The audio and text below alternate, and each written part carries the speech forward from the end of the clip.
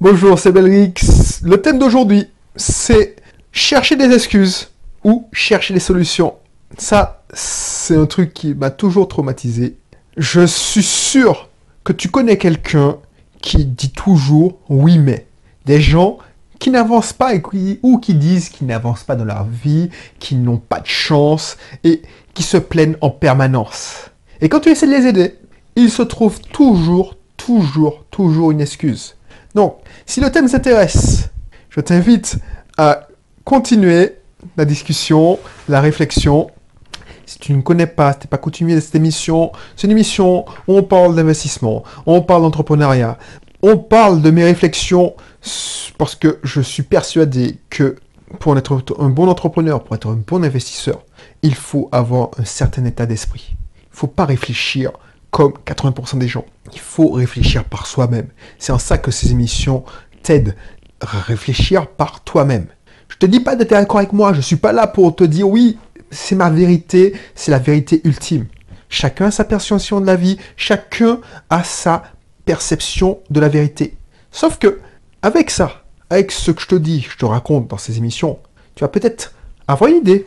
Pas nécessairement ce que je te préconise, mais ça va te faire penser à quelque chose. Ça va te faire penser à quelque chose qui va te faire changer des choses dans ta vie pour te faire gagner du temps, gagner de l'argent, peu importe, pour te rendre plus serein. Des fois, j'écoute certains mentors et ça me rend plus serein. Ça me calme. Parce que je ne suis pas parfait. De temps en temps, je me mets la pression, même si je préconise de profiter du moment présent. Donc, si ça t'intéresse, si tu veux partager des choses avec moi, rentrer dans mon univers, je te demande ou je te préconise de t'abonner là où tu te trouves, sur quelle que soit la plateforme, c'est-à-dire iTunes, YouTube, SoundCloud, même sur le blog. Aussi, si tu veux mieux apprendre à me connaître, avoir des vidéos privées, des contenus privés, dans la description, clique sur le lien pour suivre le cursus de ton choix. Ça peut être le cursus pour les libéraux, ça peut être un cursus pour les gérants d'auto-école, parce que c'est mon domaine de prédilection. Je suis actionnaire dans une auto-école, mon épouse est un cabinet libéral, je suis actionnaire de sa CELAS, sa société d'exercice libéral à action simplifiée. Voilà, donc si ça t'intéresse, pour les investisseurs, il y a un cursus sur l'investissement locatif. Voilà, donc n'hésite pas à t'inscrire, et puis on rentre dans le vif du sujet. Peut-être que tu es dans ce cas. Peut-être que tu es dans ce cas. Toi aussi, tu te cherches des excuses. Non, on va pas se mentir. Moi aussi, je me cherche des excuses de temps en temps. Je vais pas te dire, je suis à 100% un gars qui cherche des solutions. C'est humain de se trouver des excuses. On veut se victimiser. Voilà, il vaut mieux être dans le monde occidental une victime qu'un bourreau. Et ça va te choquer. Mais je préfère, et je t'ai toujours dit ça, je préfère que ma fille, parce que j'ai des enfants, quand elle est au primaire, je préfère qu'on me convoque parce que ma fille a été le bourreau, le racketteur, et ça va peut-être te choquer, que la racketter. Je préfère que ma fille soit, si on va jusqu'au bout, je préfère que ma fille soit harceleuse que harcelée. Parce que les conséquences sont graves. Moi, j'ai été harcelé. Harcèlement à l'école. Les conséquences sont graves. Soit tu deviens comme moi, un gars qui a un mental d'acier, parce que ce qui ne tue pas rend plus fort. Soit on connaît tous des drames, tu as plus confiance en toi, et il y a certains qui passent à l'acte. Donc, j'ai toujours dit ça. Peut-être que ça te choquait. Bien entendu, je lui dis pas, va battre tes camarades, mais à la rigueur, je préfère qu'elle soit le bourreau que la victime. Et dans le monde occidental, c'est plus... Voilà, on défend... Alors, c'est paradoxal, alors, je me rends compte que c'est dur, c'est extrême ce que je te dis, mais c'est pour te faire réagir. Dans le monde occidental, bien souvent, mieux vaut être victime que bourreau. Alors, je sais pas si tu vois ce que je veux dire, parce que c'est horrible. Quand je m'entends parler, je me dis, c'est horrible ce que tu dis, mais voilà voilà. Et il y en a qui ont compris ça, et qui se plaignent, qui jouent à la victime, qui se victimisent. Je t'avais parlé de mes camarades dans une dernière émission qui s'amusait à se faire plaindre. Donc, voilà, celle-là, elle a compris que, voilà, pour avoir de l'attention, il valait mieux être victime. Alors, je te dis pas, il y a des enfants, il y a des gens qui sont violents pour attirer l'attention. Mais c'est pas le sujet. Le sujet, c'est que dans la vie, il y a deux sortes de personnes. Ceux qui cherchent des excuses en permanence et ceux qui cherchent des solutions. La majorité, la grande majorité, et moi j'ai fait partie de cette majorité, se cherchaient des excuses. Si j'étais gros, c'était que j'étais prédestiné, c'était génétique. Il y a des gens qui sont gros, qui ont un patrimoine génétique pour être gros. Donc voilà, il y a des gens, ils peuvent manger n'importe quoi, un peu de Nutella avec du pain, leur métabolisme crame beaucoup, donc ils seront toujours maigres. C'est pas de ma faute, c'est la faute de mon corps. Ça, c'est une excuse, parce que dès que j'ai décidé de perdre mes kilos, j'ai perdu mes kilos. Regarde autour de toi, à ton boulot. Moi, je connaissais une personne, je ne vais pas la citer, son nom, qui se cherchait toujours des excuses. Quand son chef n'était pas là, elle te disait « Ah, moi, je sais pas, mon chef n'est pas là, je bouge pas. » Elle ne cherchait pas à se faire chier. C'était une sorte de facilité. Et moi, ça m'a... Voilà, un peu d'initiative. Moi, je veux pas ça dans mon entreprise. Quelqu'un qui ne bouge pas parce que son chef n'est pas là. C'est-à-dire que je te paye pour quoi? Je te paye pour faire du présentéisme. Voilà, ça me révolte. Mais c'est pas le sujet aussi. Regarde, voilà, tes voisins. Les mecs, je sais pas, il y a un truc qui me révolte chez moi, c'est que quand je sors et je descends les escaliers et je vois qu'il y a des poubelles au-dessus, devant les portes. Tu sais, des sachets poubelles. Les gens, ils veulent pas sortir de la poubelle, ils oublient de sortir la poubelle. Donc, comme ça pue chez eux, ben, ils sortent la poubelle sur le palier. Je trouve que ça, on en a parlé dans une émission précédente. Tu vas voir cette personne. Moi, je ne vais pas la voir parce que j'ai pas envie de perdre mon temps. Mais si tu croises cette personne, tu lui dis, mais pourquoi tu fais ça? Elle va toujours trouver une bonne excuse. On en a déjà parlé dans une émission précédente. Mais même le pire des criminels, il te dira, mais si je l'ai tué, c'est parce qu'il y avait une raison. Il se cherche des excuses. Il y a des gens qui veulent maigrir, mais ils ne se bougent pas. Ils se cherchent des excuses. Pas le temps. Quand je sors du travail, je suis fatigué. J'ai les enfants. Moi, je ne vais pas te caresser dans le sens du poil. Quand tu appelles un téléopérateur EDF, moi, c'est pour ça que je dis un téléopérateur EDF, parce que il y a une anecdote qui me vient en tête. Un notaire, un employé de la fonction publique, et puis ton dossier n'avance pas. Ils ont toujours une bonne excuse. C'est le notaire par exemple, dans beaucoup d'opérations. Voilà, quand tu fais une opération immobilière, quand je te dis que c'est 6 mois, mais 6 mois, voilà, c'est des problèmes en plus, tu vois. Si tu sors de ta zone de confort, quand par exemple tu es salarié, ton premier investissement, par exemple, tu fais un premier investissement, tu te fais chier le soir à regarder des annonces, te fais chier à appeler, te fais chier à visiter. Donc ça peut être un jeu. Moi, ça me fait pas chier, c'est même un plaisir. Mais tu te prends la tête. Et ce que j'aime plus, c'est créer le dossier. Donc on verra. Inscris-toi dans mon cursus IMO. Je te donnerai toutes les démarches, toutes mes formations. Voilà, les vidéos privées. Et tu fais ton dossier, tu fais un argumentaire pour ton banquier, tu croises les doigts, tu te prends la tête à remplir un formulaire pour l'assurance, ainsi de suite. Et puis, voilà. Quand ton dossier a été accepté, la plupart des gens disent que c'est gagné. Non, c'était pas gagné. Il faut surveiller le projet jusqu'à la signature, parce qu'il y a toujours un truc. Il y a toujours, je sais pas moi, une anecdote. Le banquier a oublié de faire partie mon fax et il a trouvé une excuse. Est-ce que vous m'avez envoyé le fax? Oui, je vous ai envoyé le fax pour vous dire qu'il faut verser l'argent sur le compte du notaire. Donc voilà, on a trouvé une solution, mais c'était une catastrophe. Etc. Si ça n'avance pas, pourquoi? Parce que c'est le notaire d'en face qui ne répond pas. Mais non, il faut toujours trouver. Donc tu pourras trouver. Si tu cherches des excuses, t'es mort. Un investisseur, s'il cherche une excuse, un entrepreneur, il est mort. Parce que son dossier va durer. Voilà. Par exemple, les gens, ils vont dire qu'on a de la chance. On ouvre notre deuxième cabinet de psychomotricité. Ah ouais, vous avez de la chance, ça marche. Pourquoi les autres ne l'ont pas fait? Pourquoi on est les premiers en Martinique à ouvrir 2 cabinets de psychomotricité? Parce qu'on ne sait pas chercher des excuses. Voilà ce que je veux dire. Et pourquoi l'anecdote que je te fais penser, c'est que quand j'appelle, parce que pour je sais pas si c'est un bien immobilier, et puis, je sais pas, EDF avait merdé.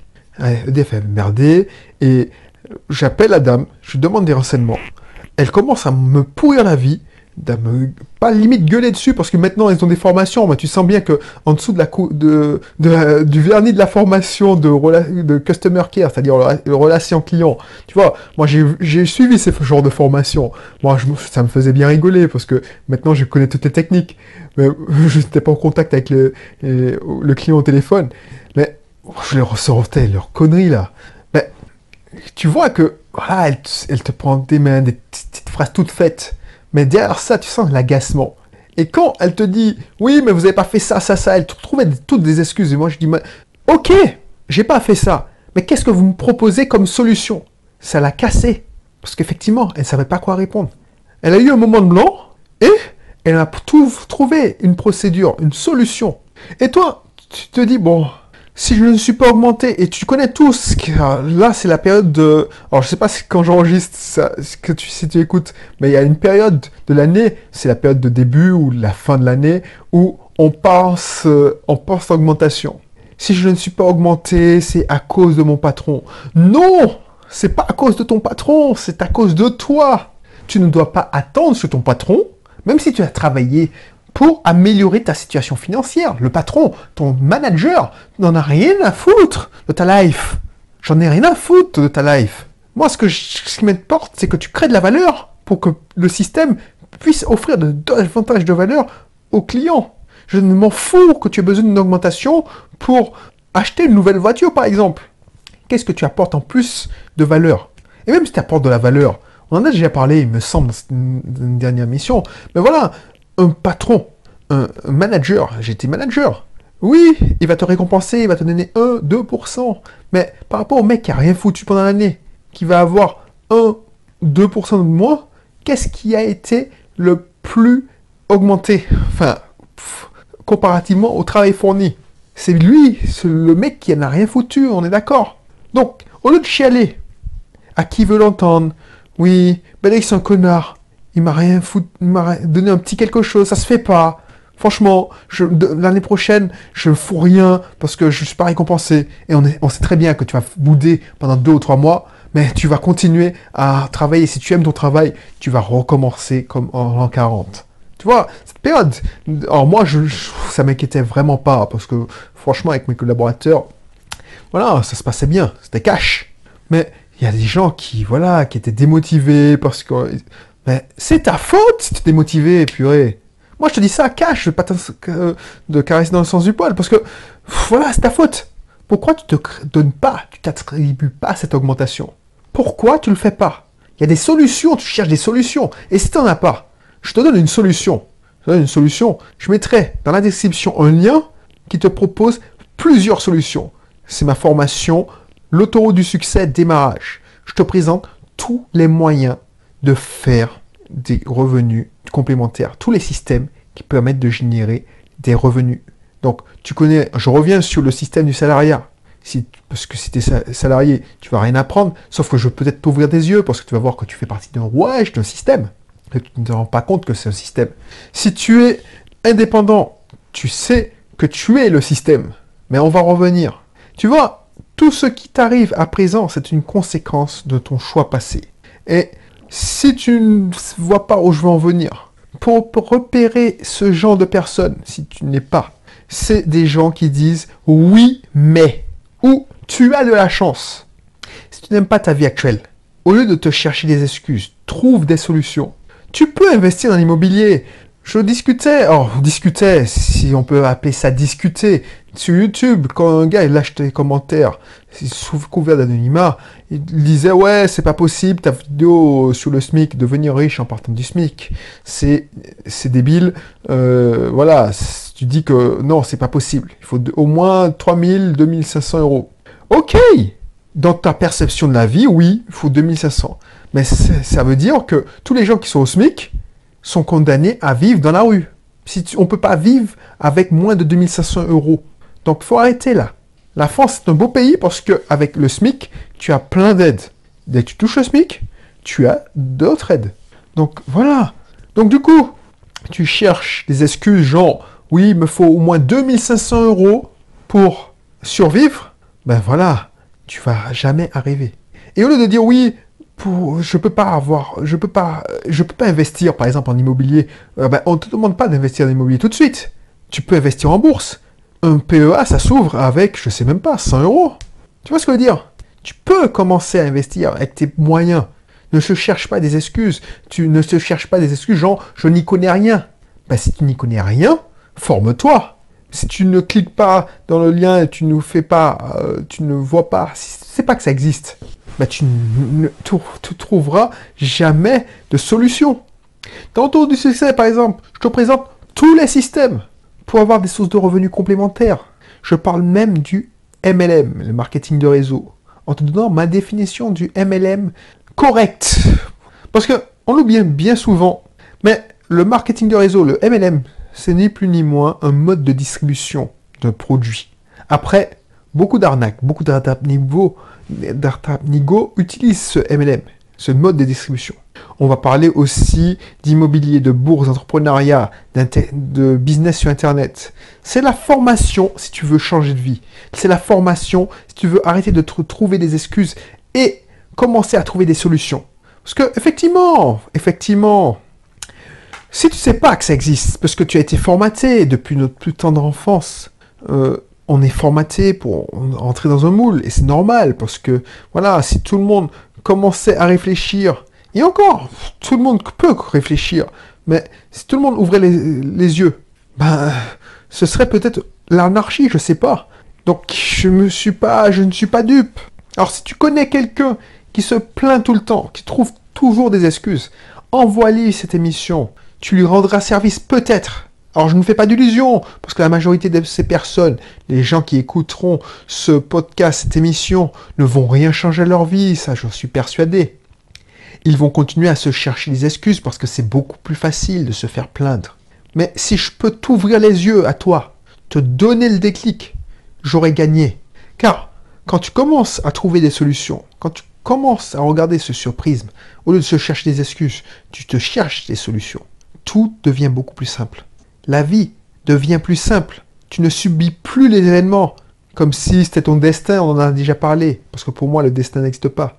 Et si tu veux en savoir plus, je te renvoie à cette émission. Tu recherches. C'est une émission où je te dis, le destin n'existe pas. C'est une version humaine. Tu subis pas les événements. Tu les provoques. C'est ça la puissance. Une fois que j'ai compris ça, tout a été puissant. Voilà. Au lieu de dire oui, je sais pas, je te donne un exemple. Voilà, il me paye en retard, tout ça. Au lieu de pleurer, mon épouse me disait, ouais, je comprends pas, les clients me payent en retard. Au lieu de pleurer, je dis, mais pourquoi tu trouves une solution pour qu'on te paye on ne te paye pas en retard et on te paye à l'avance. Et elle a trouvé. Si ça t'intéresse, je te laisse réfléchir à ça et cliquer dans le lien qui se trouve dans la description pour découvrir la formation L'autoroute vers le succès. Sinon, je te dis à la prochaine pour une autre émission. D'ici là, porte-toi bien. Allez, bye bye.